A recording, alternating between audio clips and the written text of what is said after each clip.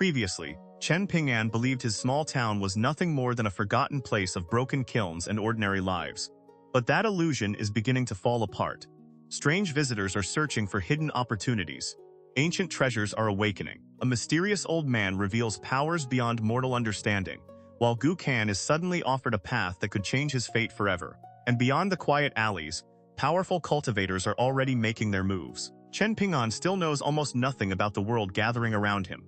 But destiny has already entered the town. Welcome back to Asterisk's Sword Comes, Episode 2. Master Qi looked toward his academy disciple. You may take white and play first. The young man in the blue-green robe played slowly after that. Every move cautious, measured, and tightly controlled. Song Jixin, as always, placed his stones as fast as they could fall, opening grandly and attacking from unexpected angles. Their temperaments could not have been more different. Yet after a little more than 80 moves, the blue-robed youth had been crushed. He lowered his head without a word, lips pressed into a thin line. Song Jixin rested one elbow on the stone table and propped his cheek in his palm. With 2 fingers of his other hand, he held a stone and tapped it lightly against the tabletop while staring at the board. By Master Qi's rules, when 2 people played, laying down a stone in silence meant admitting defeat. The words "I surrender" were never to be spoken. However unwilling the blue-robed youth might have been, he still slowly set down his final stone. Master Qi instructed his disciple, "Go practice your calligraphy. Leave the unfinished board as it is. Write the character Yang 300 times."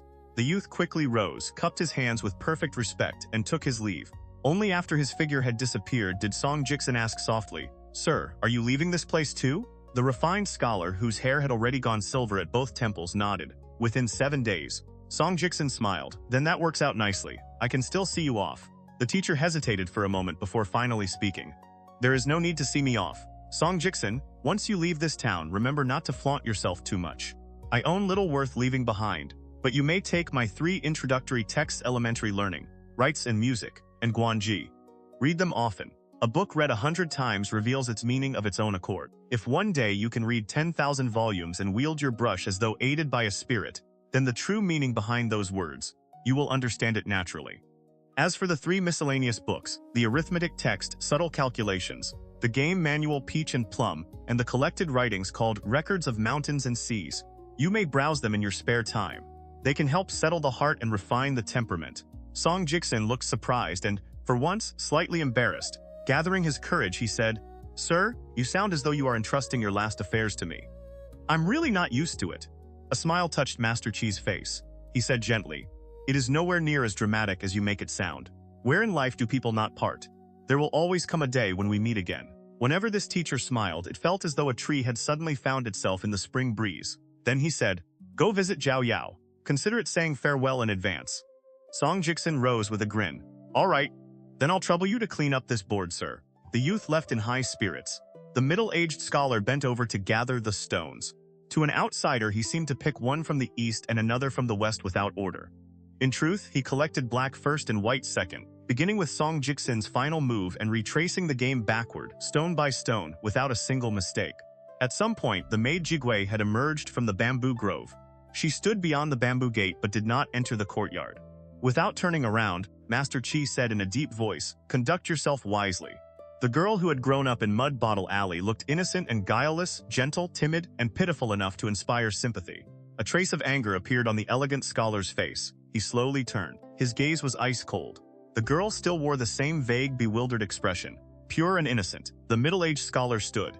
Tall and graceful as a jade tree in the wind, he looked at her and sneered, "Wretched spawn."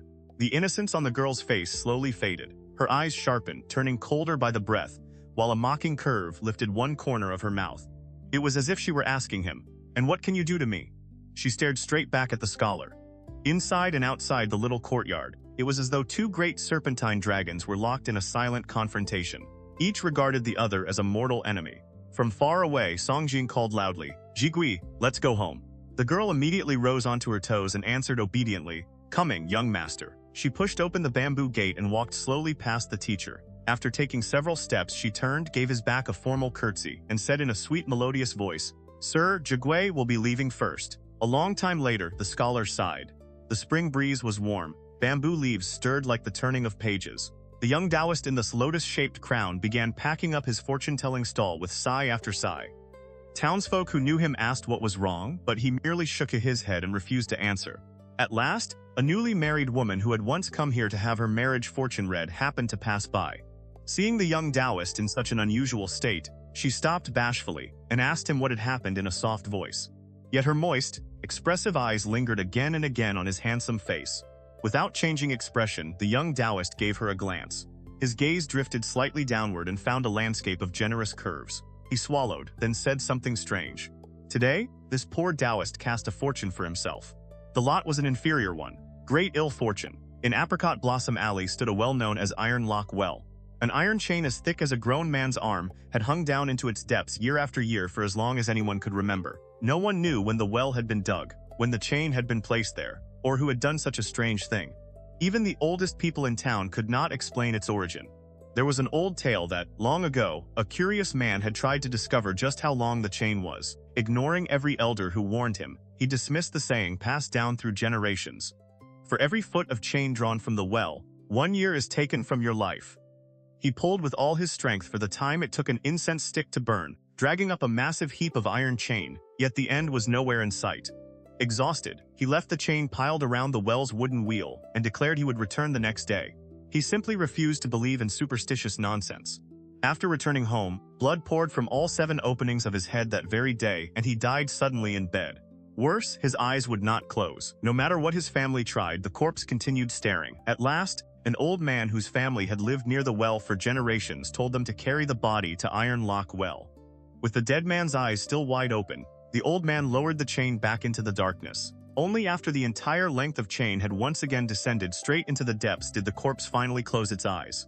Now an old man and a child were slowly approaching that very well. The boy wore his hair in 2 little buns like peaches.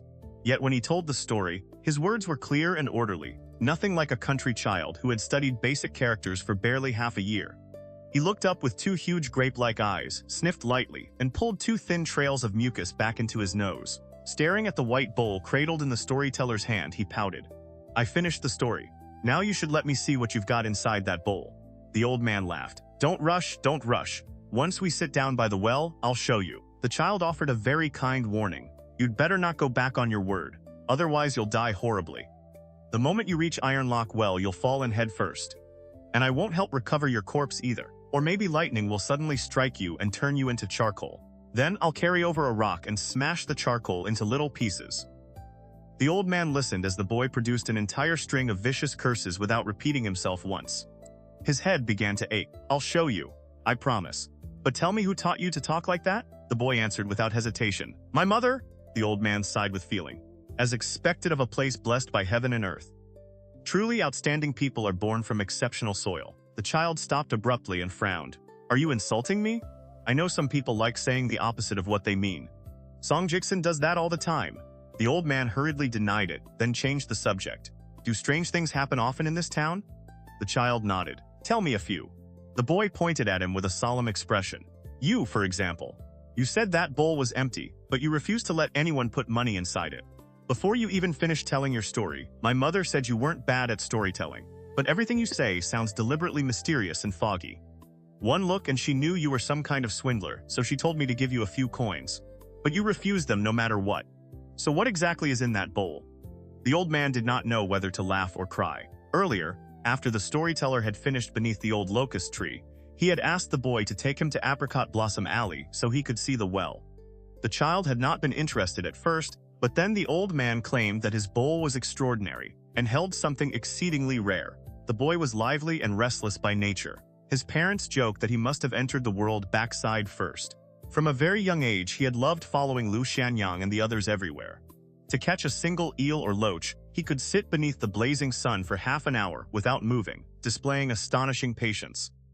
So the instant the old man said there was something inside his bowl, the child took the bait. Even when the old man made a bizarre request at the beginning saying he wanted to try lifting the boy and see exactly how heavy he was, whether he weighed 40 jin or not, the child agreed without hesitation.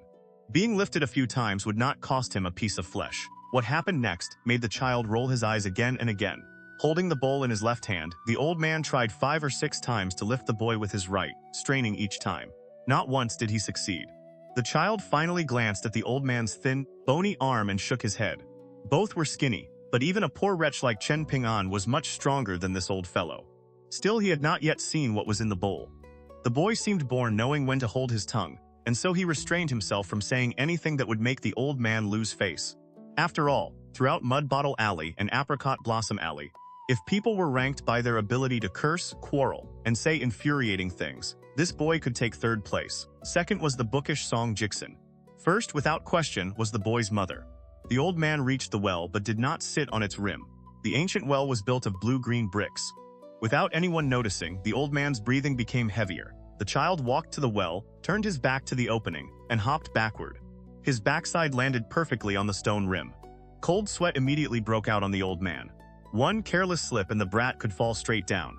With a well this ancient and mysterious, even retrieving the corpse might prove impossible.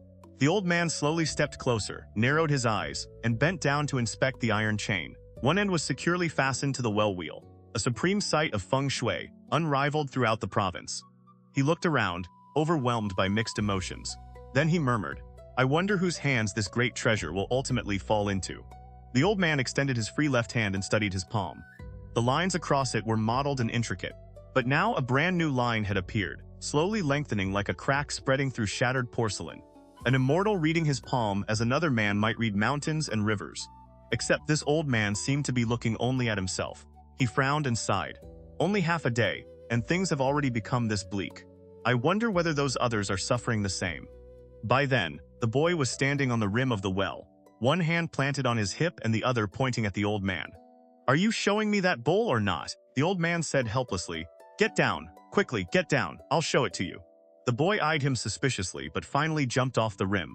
The old man hesitated, then turned serious. "Brat, fate has brought the two of us together. I can let you see the mystery of this bowl, but after you do, you cannot tell anyone. Not even your mother. If you can promise that, I'll show you. If you cannot, then even if you break my spine, you won't get so much as a glimpse." The boy blinked. "Start." The old man solemnly stepped up beside the well. Lowering his head, he discovered that the brat had now crossed his legs and seated himself right on the rim. For a moment, the old man regretted ever provoking this lawless little monster. He cleared his mind, faced the mouth of the well, and gripped the bottom of the bowl with 5 fingers. His palm began to tilt, so slightly that the movement was almost impossible to see. The boy waited and waited. Nothing seemed to happen to the bowl. The old man remained frozen in that posture. Just as the child's patience ran out and he was about to complain, a stream of water no thicker than a finger suddenly poured from the bowl and fell soundlessly into the depths of the well. The boy bared his teeth, ready to curse. Then his mouth snapped shut. Surprise crossed his face. A moment later, surprise became bewilderment. Then bewilderment became fear. He abruptly came back to himself, jumped down from the well, and bolted toward home. By then, the amount of water the old man had poured from that tiny bowl would have overflowed a large basin. Yet water was still flowing from it. The child became absolutely convinced that he had seen a ghost in broad daylight. Liu Xianyang casually snapped off a budding twig from the roadside and began practicing sword moves with it. His whole body rolled and spun like a wheel, turning wildly enough to send clouds of dust rising from the path. He did not seem to care in the least about the new shoes on his feet. The tall youth had left town and was heading south from the north. Once he crossed the covered bridge funded by Lord Song and walked another 3 or 4 li, he would reach the blacksmith shop built by the Ruan father and daughter. Liu Xianyang had always been proud and ambitious, but Master Ruan had won his wholehearted admiration with a single sentence. "We came here for one reason, to light the forge and cast swords, real swords." Just thinking that he might one day own a true sword of his own filled Liu Xianyang with excitement. He tossed away the twig and began running while howling at the top of his lungs like a ghost. Then he remembered several fist techniques Master Ron had secretly taught him and practiced them as he ran. His movements already carried a certain shape and force, stirring the air around him. The covered bridge drew closer. At the northern end, 4 people were seated on the steps.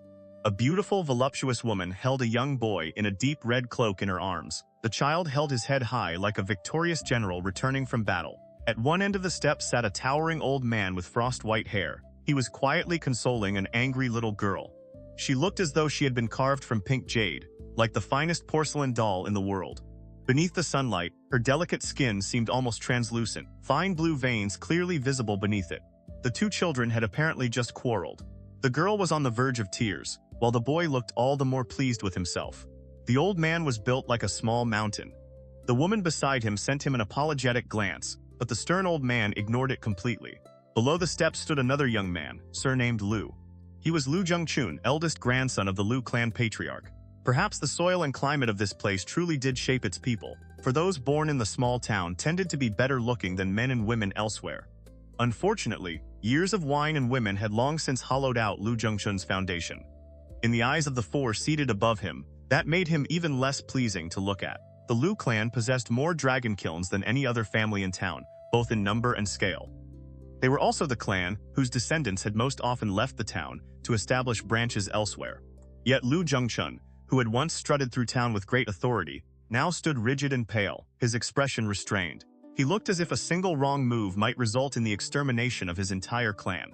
The boy in red was speaking in a dialect no ordinary townsman could understand. "Mother, is the ancestor of that little Liu insect really the—" Before he could say the name, the woman immediately covered his mouth. "Before we left, your father warned you again and again.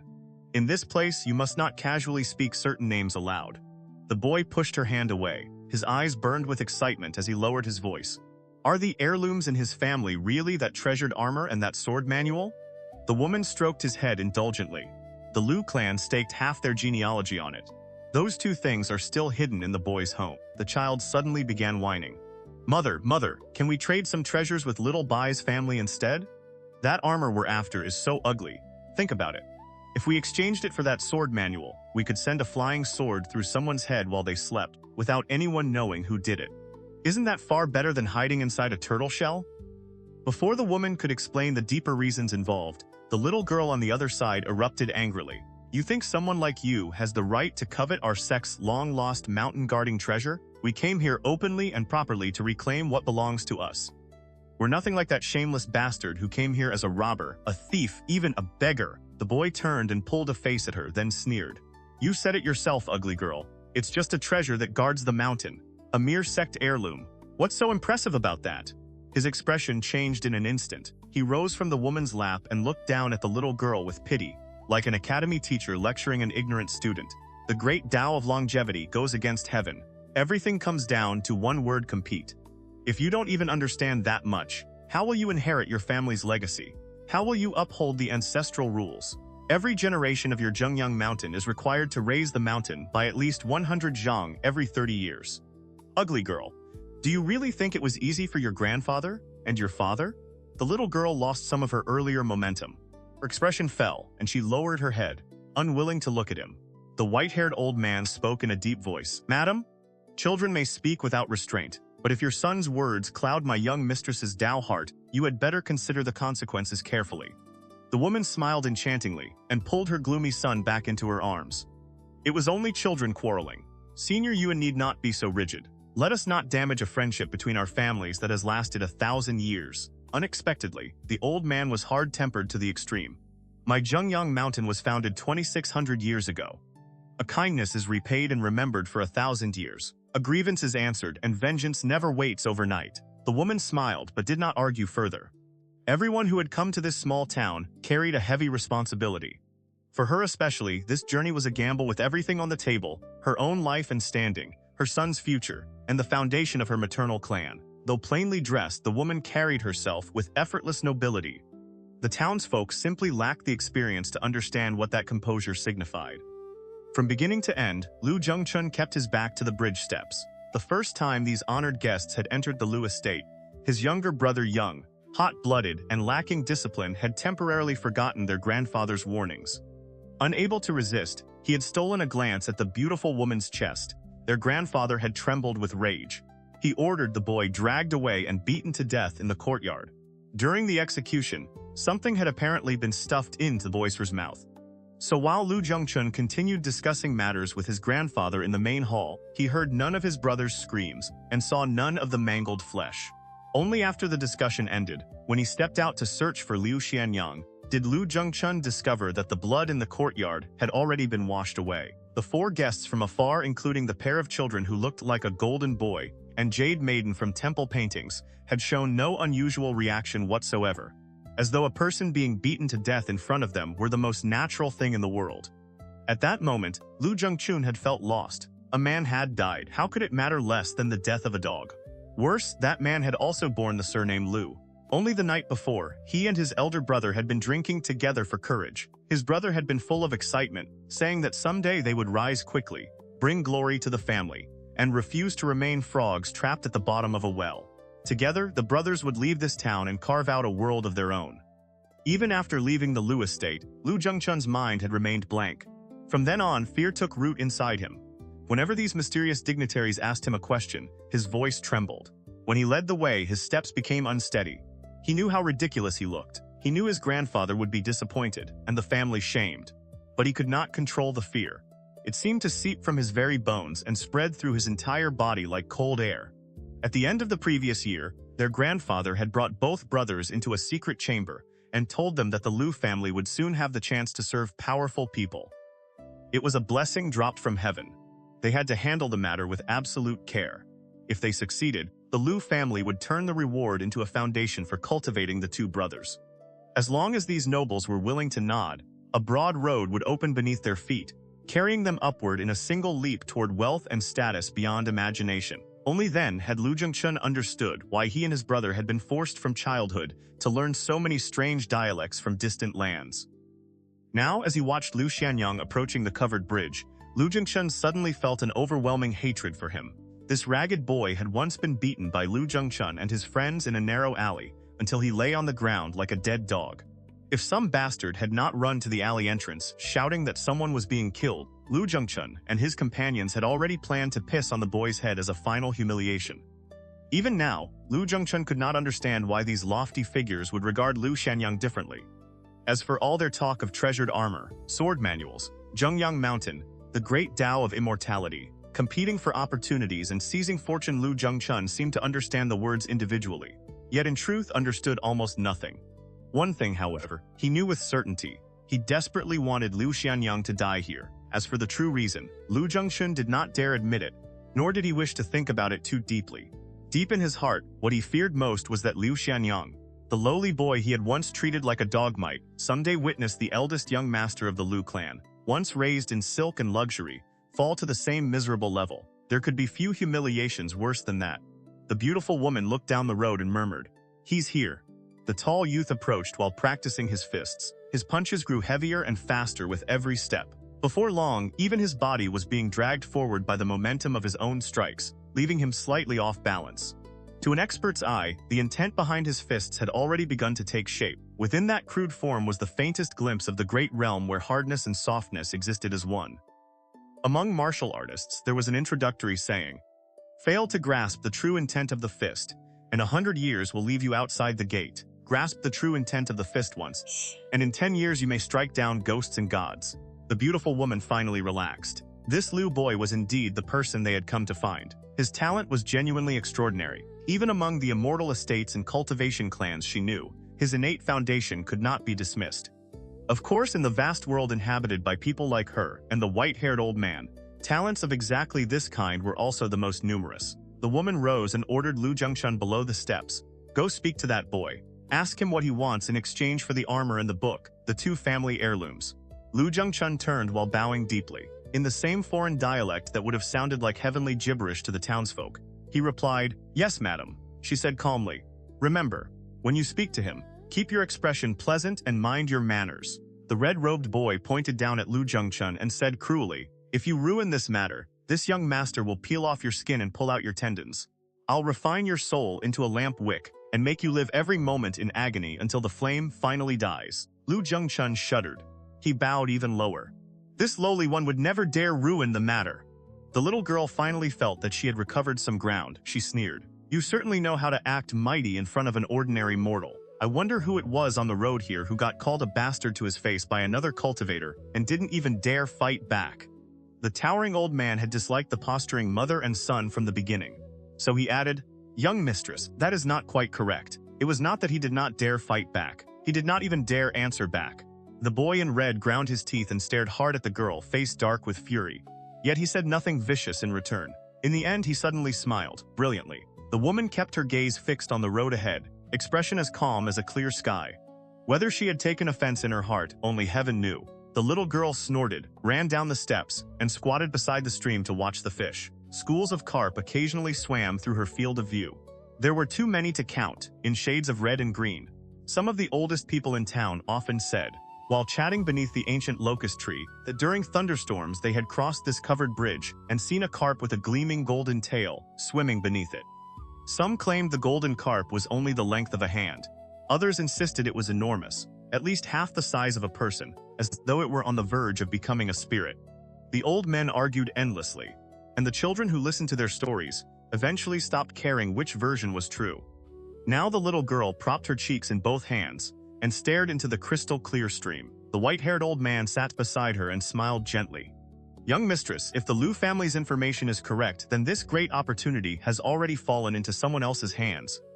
The girl turned and grinned. "Grandpa Yuan, maybe there are two of them." Her grin revealed that one of her front teeth was missing. She immediately realized it and hurriedly covered her mouth. The old man suppressed a smile. Creatures of the flood dragon line, before they have truly entered the great rivers, are extremely territorial. They do not tolerate others of their kind nearby. So, the girl made a small sound of acknowledgement, turned back to the water, and propped up her cheeks again. What if there really are two? For the first time, the kindly old man beside her showed the stern authority of an elder. He gently rested a hand on her head and said in a deep voice, "Young mistress, remember this well. The words 'what if' are our final and greatest enemy. Never place your hopes on luck. Though you were born of the highest noble blood." The little girl waved one hand furiously. I know. Grandpa Yuan, my ears are going to grow calluses." The old man said, "Young mistress, I will go see what is happening over there. The other party may be an ally of our Zhongyang mountain on the surface.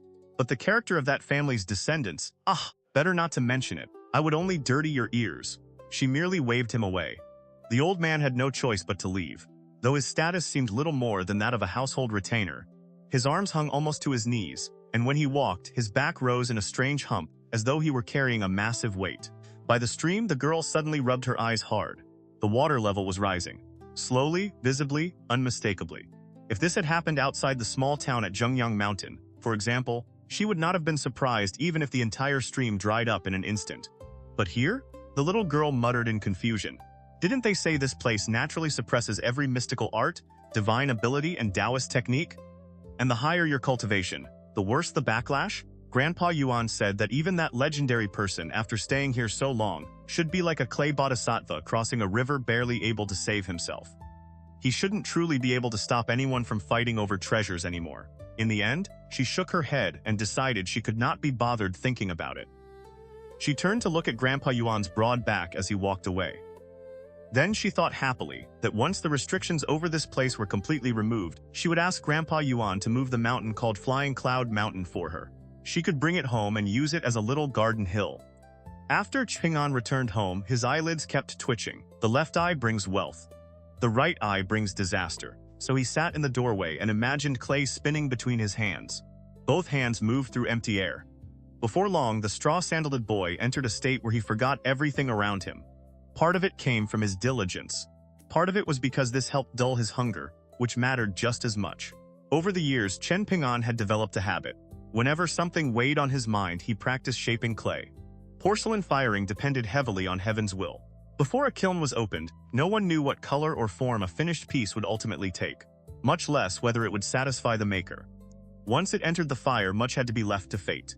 But before firing, shaping the clay was unquestionably the most important step. Old Yao had considered Chen Ping'an poorly gifted and usually assigned him work that required brute strength. When others prepared and shaped clay, Chen Ping'an could only watch carefully from the side, then practice alone afterward, teaching himself through repetition and feeling. The bamboo gate in the neighboring courtyard creaked open. Jixin had returned from the academy with his maid Zhigui. The handsome youth sprang lightly onto the low wall and crouched there. When he opened his hand, a collection of stones lay across his palm, each about the size of a fingernail, and each a different color: mutton fat, white, pale bean green, lotus root white, and more. These stones were worthless and came in all shapes and sizes.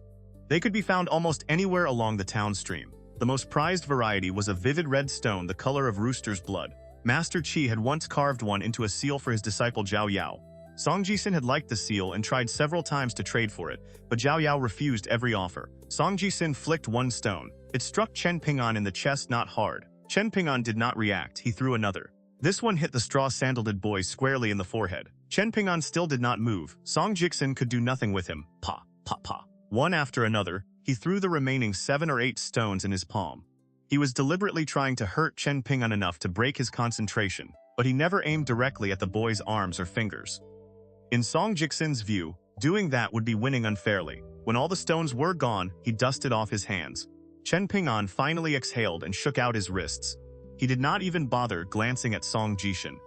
After a moment of thought, he lowered his head and curled the fingers of his left hand as though gripping a carving blade. The craft known as jumping the blade was not some secret technique among the experienced artisans of the town.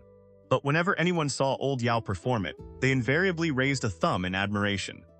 Old Yao had accepted several apprentices over the years, yet none had truly satisfied him until Liu Xianyang. Only then did the old man feel he had found someone capable of inheriting his craft.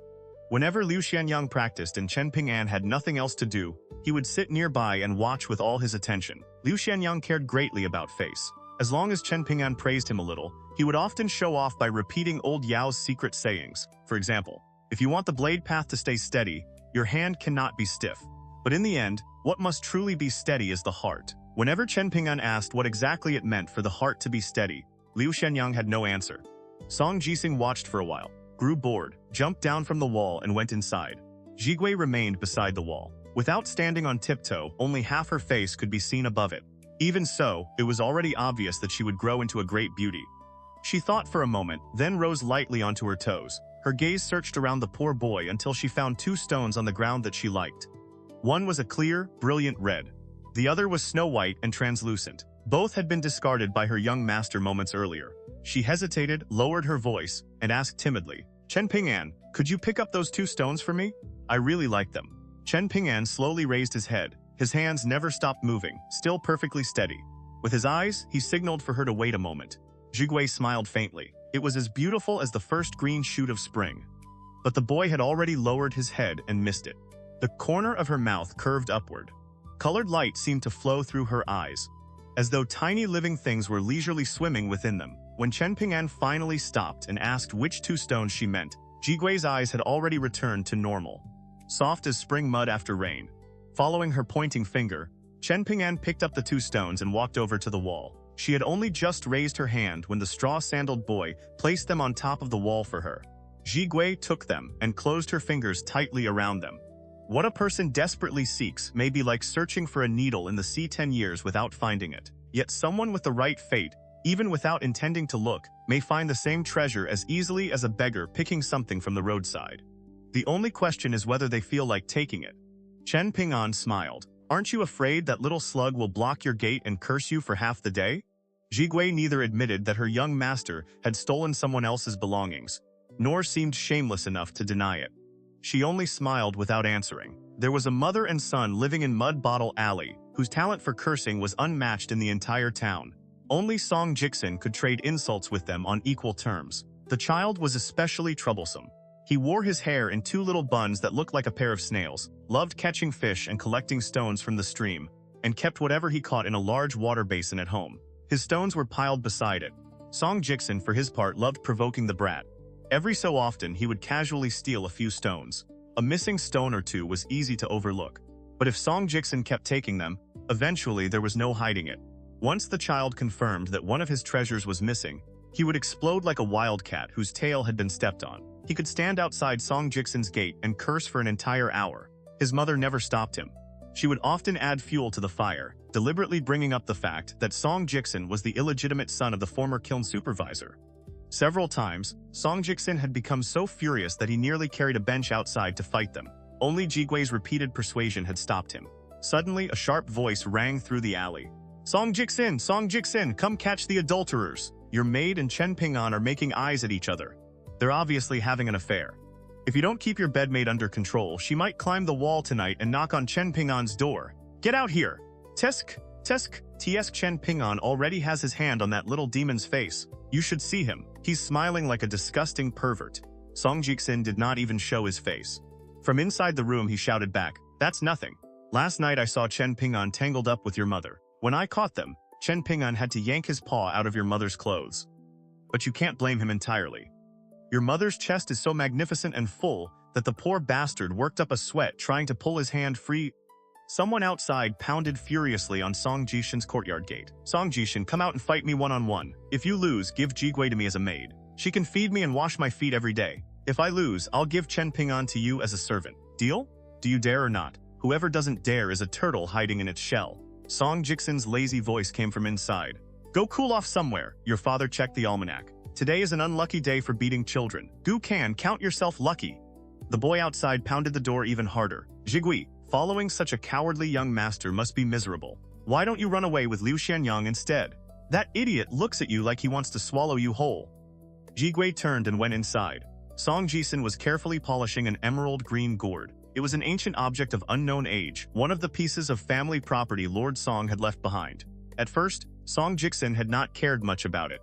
Then he noticed something strange. Whenever thunder and rain came, the gourd produced a low humming sound set. But when he pulled out the stopper, nothing came out no matter how violently he shook it. If he poured water into it, water came back out. If he poured sand into it, sand came back out. Not 1 grain more. Not 1 grain less.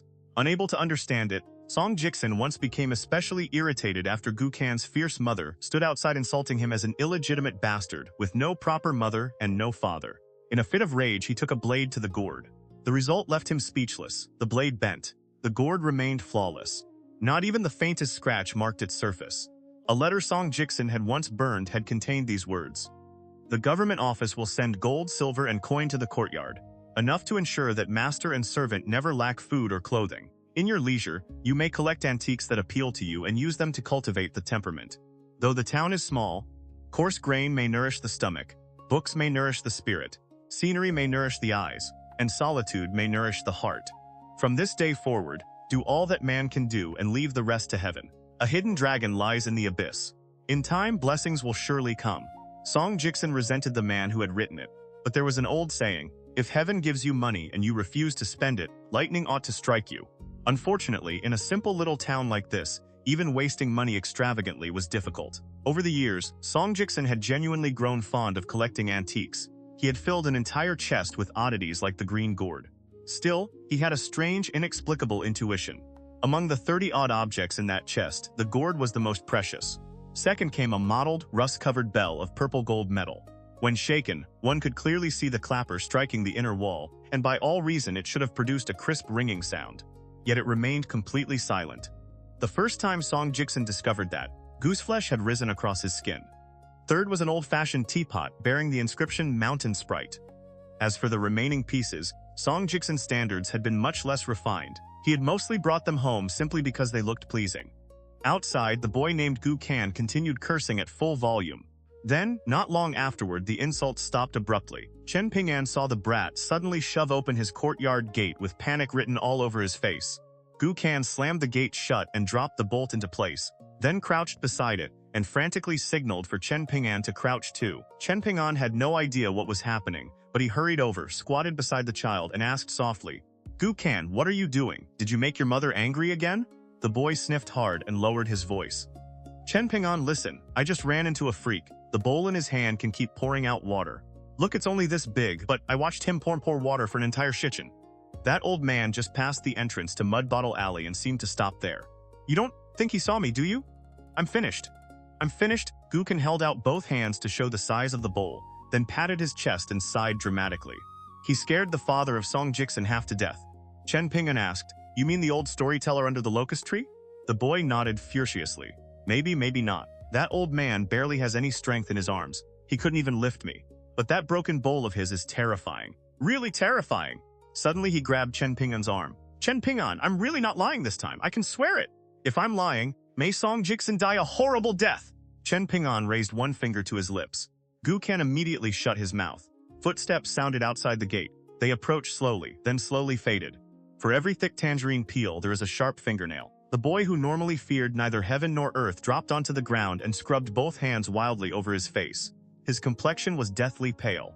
Clearly, this little slug named Gu Can had truly been frightened out of his wits. He suddenly asked, Chen Ping'an, you don't think that old man went to my house, do you? What do I do? Chen Ping'an said helplessly. Should I go home with you and take a look? That was apparently exactly what Gu Can had been waiting to hear. He sprang up, then immediately collapsed back down with a miserable expression.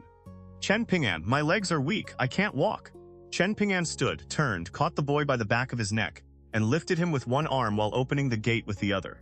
Gukan's house was not far away, barely 100 steps.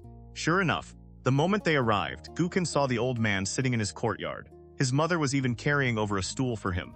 At that instant, Gukan felt as though the sky were collapsing. He immediately hid behind Chen Ping'an and used him as a shield.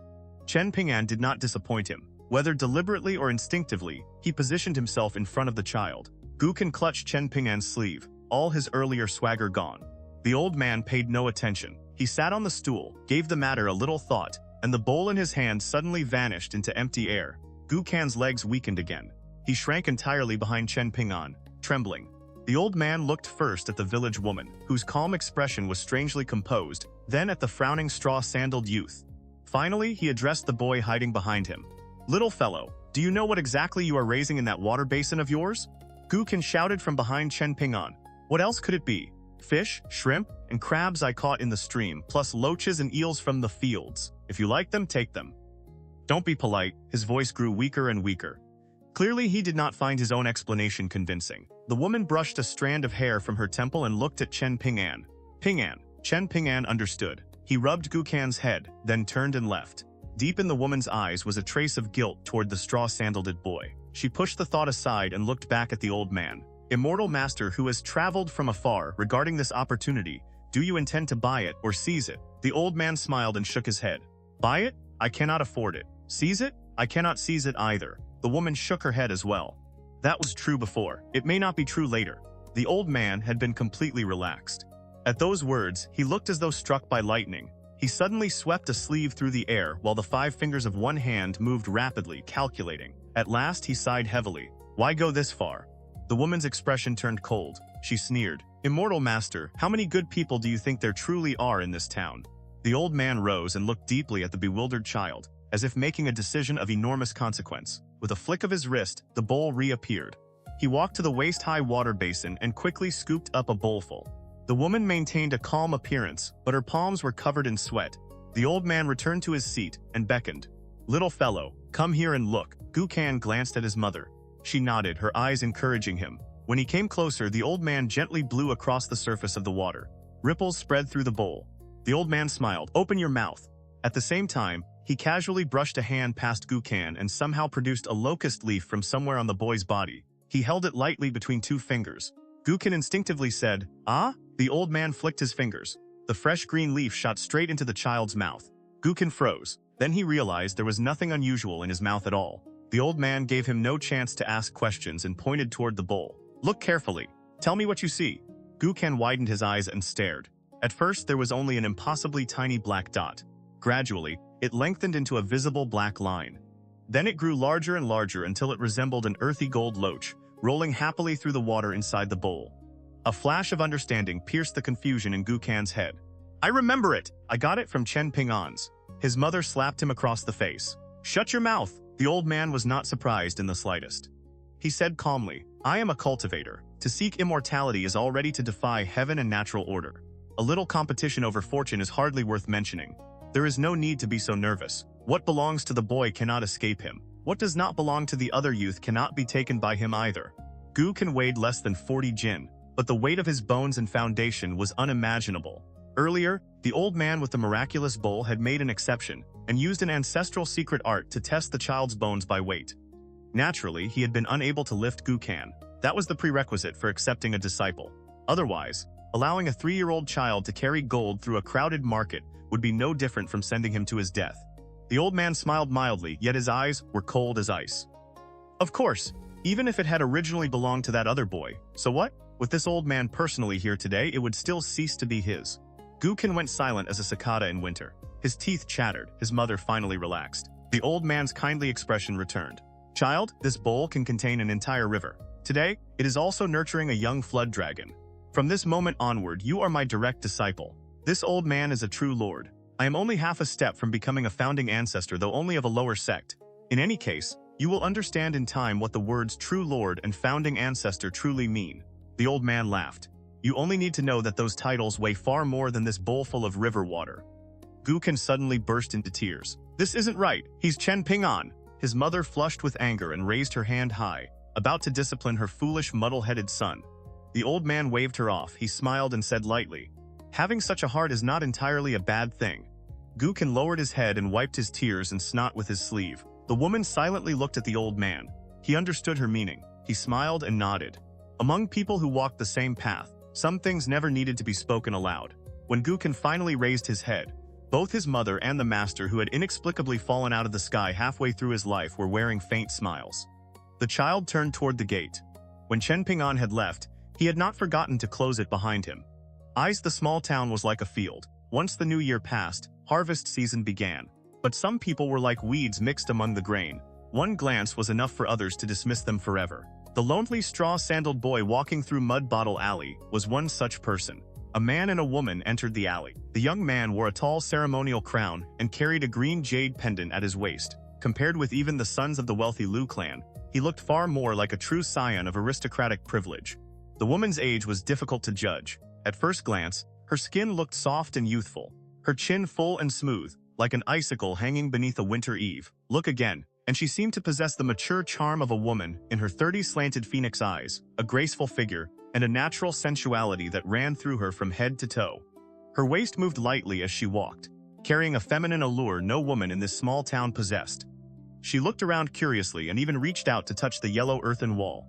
Her fingers left no mark. Surprised, she asked, "Fu Nanhua, is this truly one of the hidden blessed lands you spoke of? Why did the geomantic map my clan ancestor showed me place no special mark on this town?" The young man answered with a question. "If the two of us really do find some unexpected delight here, how will you repay me?" The woman turned slightly and laced her fingers behind her back, a movement that only emphasized the fullness of her chest. Half teasing and half sincere, she smiled softly. "You may pick whatever flower you please. How does that sound?" Fu Nanhua had not expected her to be so direct. For once, he did not know how to answer. More importantly, he had come here seeking connections and opportunities on behalf of his entire clan, bearing responsibility for 100 years of rise and decline, perhaps even 1,000 years of future prosperity. No matter how wandering his heart might be, he would never dare indulge in some fleeting affair with this woman under the countless unseen eyes watching the town. So he quickly changed the subject. Pointing deeper into the alley, he smiled.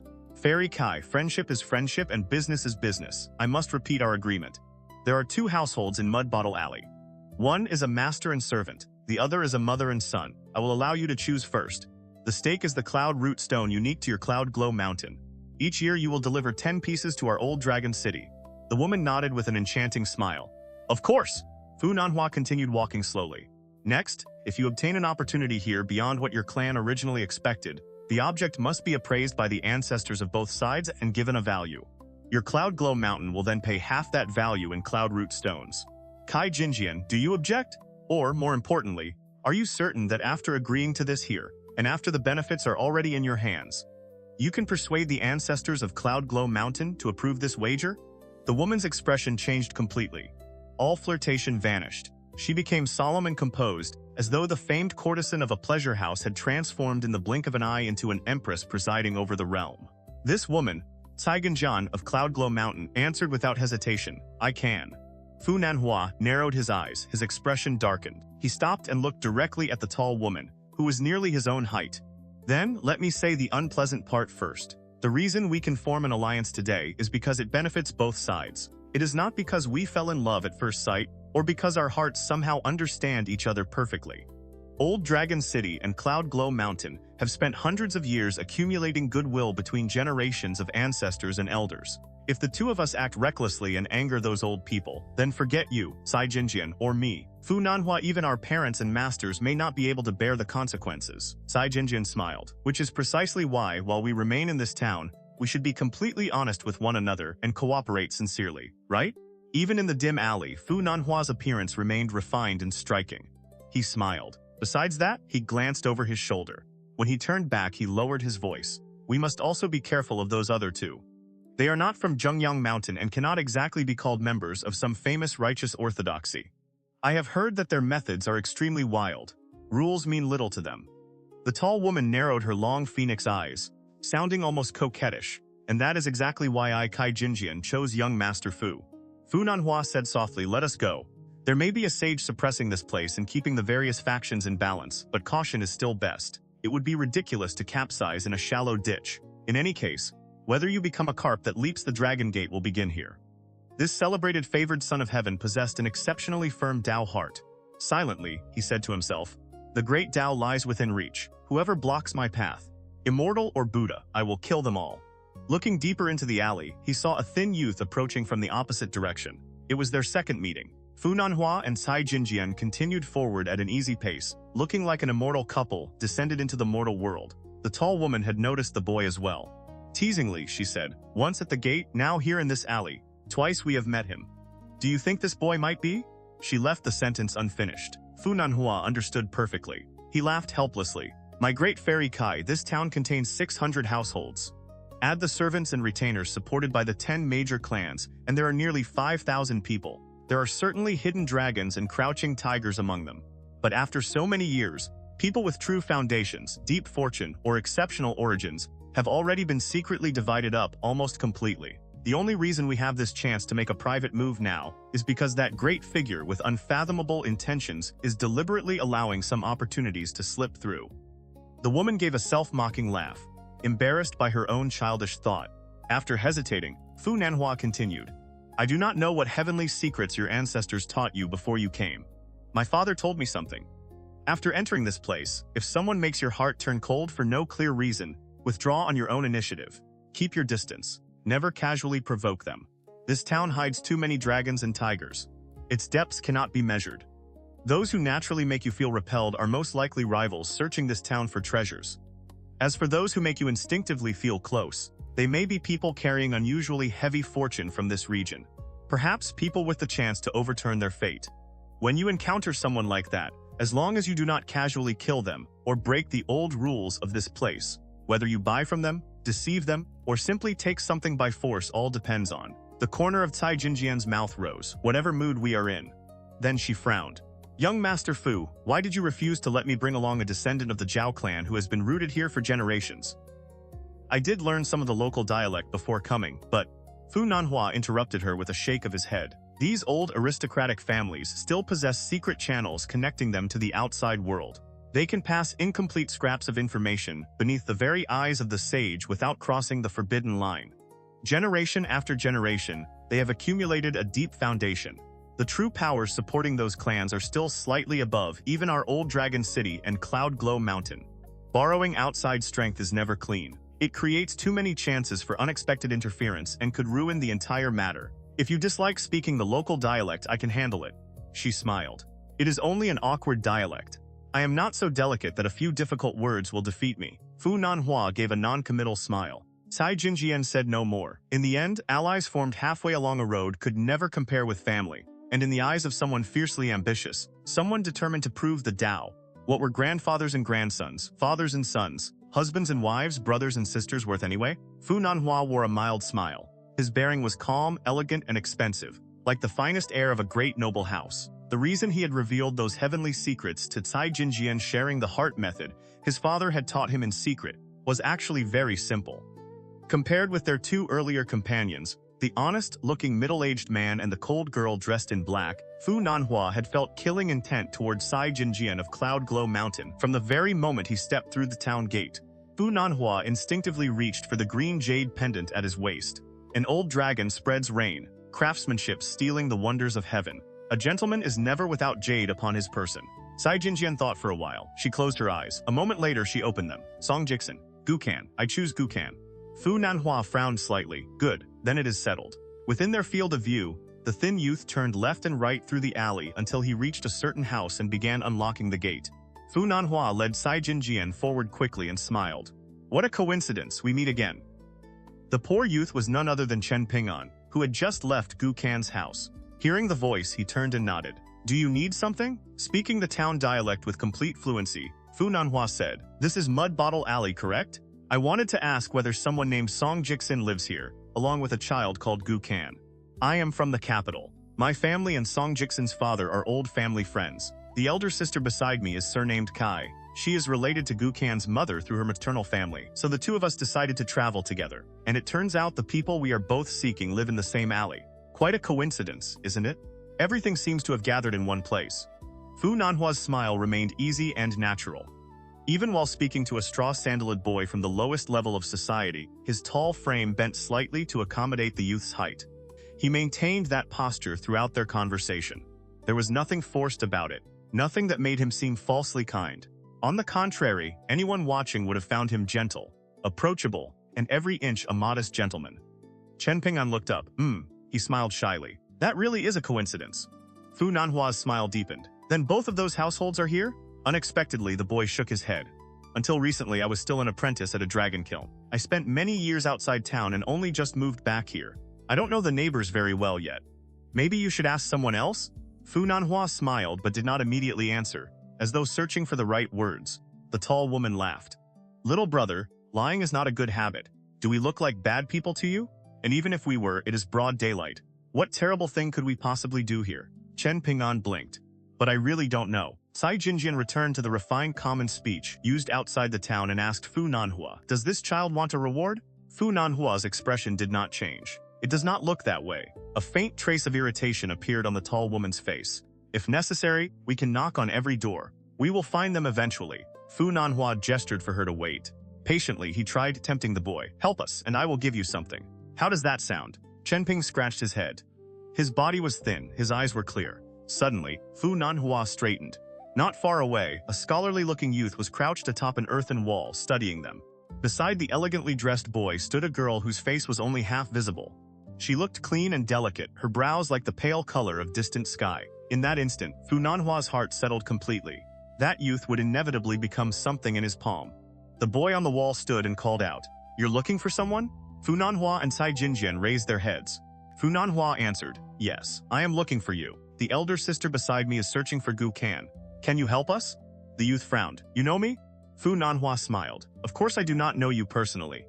But I know Lord Song, who currently serves in the Ministry of Rights." Song Jixin went straight to the point. "I can help you find that little slug, Gu Can. What do I get?" Without hesitation, Fu Nanhua removed the green jade pendant from his waist and tossed it high toward the youth on the wall. "Yours." Song Jixin caught it. A trace of surprise passed through him, but his expression quickly returned to normal. He looked down at Zhigui. "Go." She nodded and left the courtyard. When the girl quietly stepped into the alley, the whole of Mud Bottle Alley seemed to brighten for an instant. Fu Nanhua smiled at the straw-sandaled boy. "Here is a saying for you, little fellow. Though heaven's rain is vast, it cannot nourish grass without roots." Then he turned and walked toward the girl. Jixin did not move. Her gaze was playful as she asked Chen Ping'an softly, "Do you know what that means?" Her eyes shone with sudden interest. Before the boy could answer, she laughed freely. "It means you just missed a great opportunity." That young master could let something slip through his fingers, something trivial to him. And it would be enough for you to live comfortably your entire mortal life down beneath the mountain. But perhaps your good fortune is that you will never understand what you lost today. That may be the blessing inside your misfortune. Otherwise, you would regret it until your intestines turned green. Fu Nanhua heard her and thought she was playing music for a cow. Outside this town, the gap between one person and another, especially between those above and those below, could be greater than the divide between yin and yang. Jixin walked toward Zhigui while still facing the straw-sandaled boy. Though heaven's rain is vast, it cannot nourish grass without roots. Remember that. The boy's expression did not change. Suddenly, he called out loudly, "Watch behind you!" Jixin's body stiffened. Chen Ping'an lowered his voice, "Dog shit!" In truth, the instant her retreating foot had come down, Jixin had already sensed that something was wrong. There was one thing worse than stepping in dog shit. Stepping in dog shit and having someone see it. And there was something even worse than that. The person who saw it opening his mouth to inform you that yes, you had indeed stepped in dog shit. Jixin was not shallow-minded, nor was she some pampered young lady incapable of enduring hardship.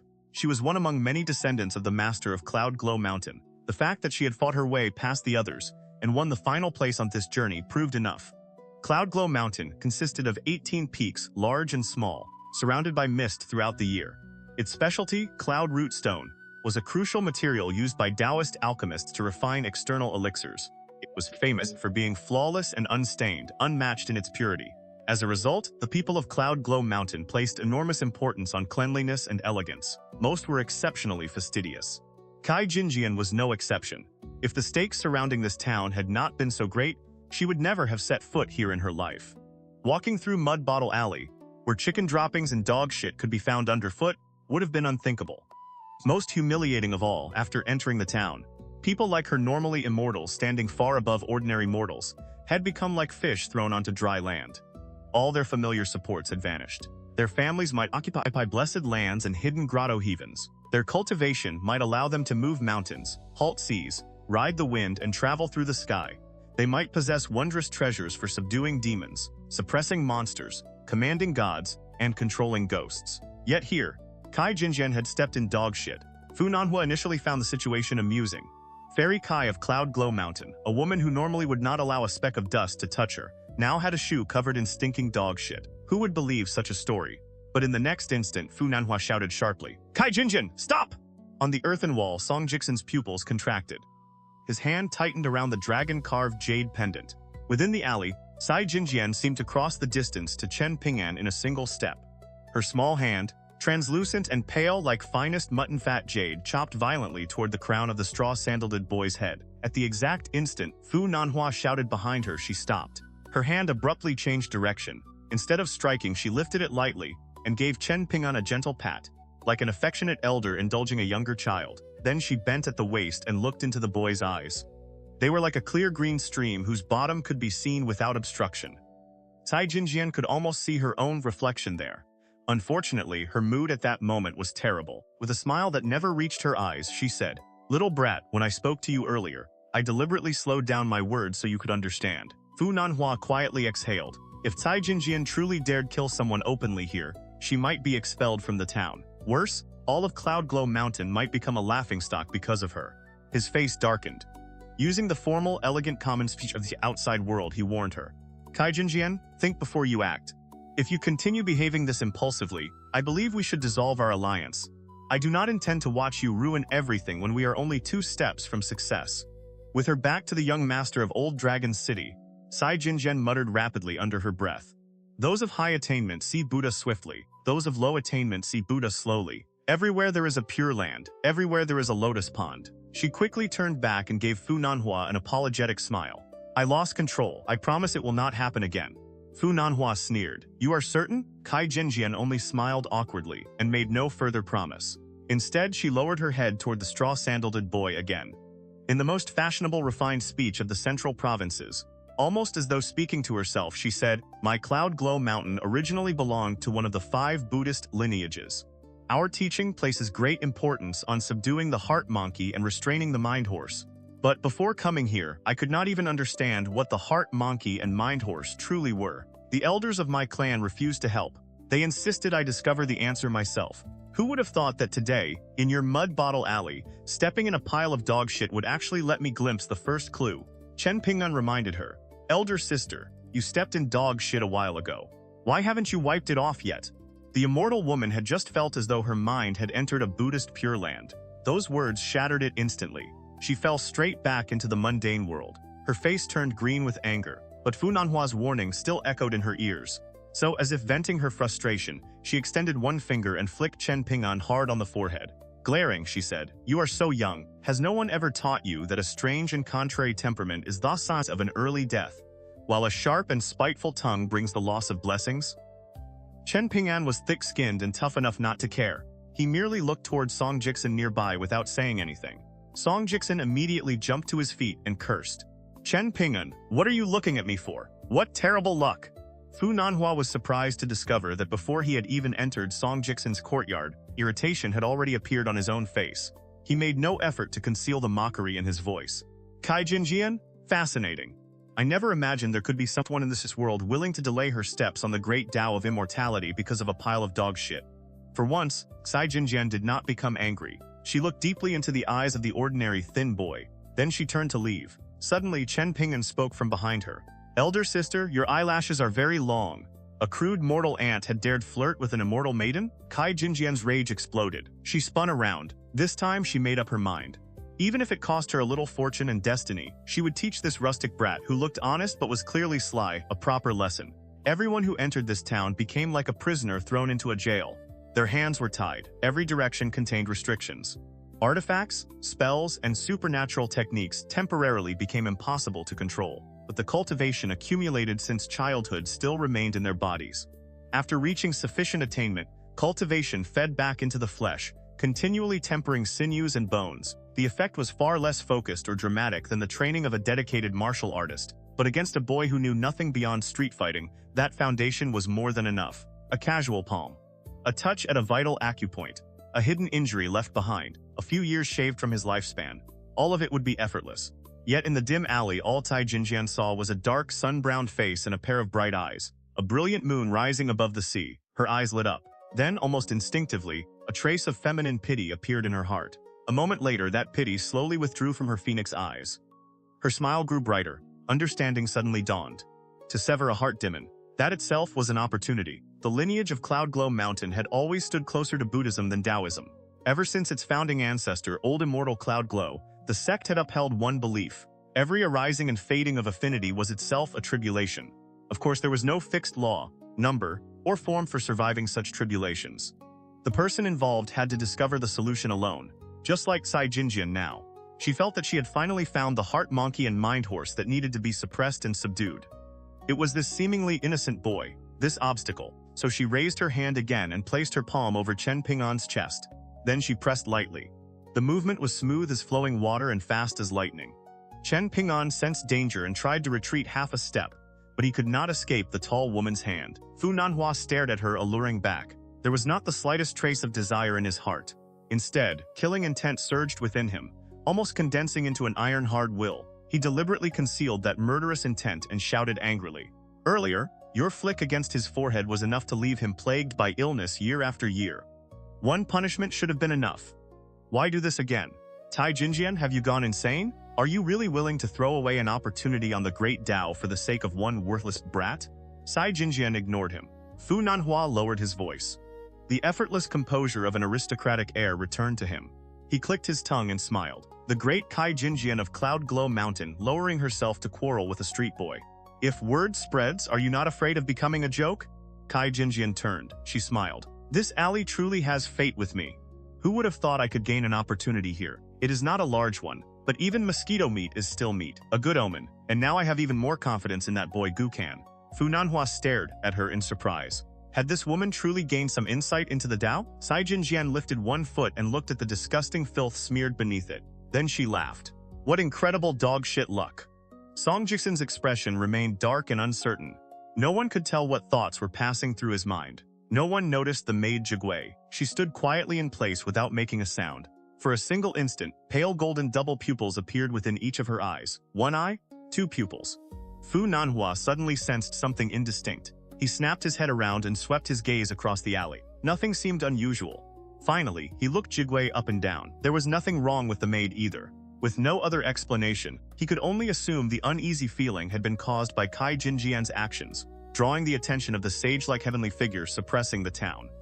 Tai Jinjian, meanwhile, felt completely refreshed. All the thoughts that had been blocked and stagnant inside her mind suddenly broke free, surging forward like floodwaters through a shattered dam. How could this possibly be called a small opportunity?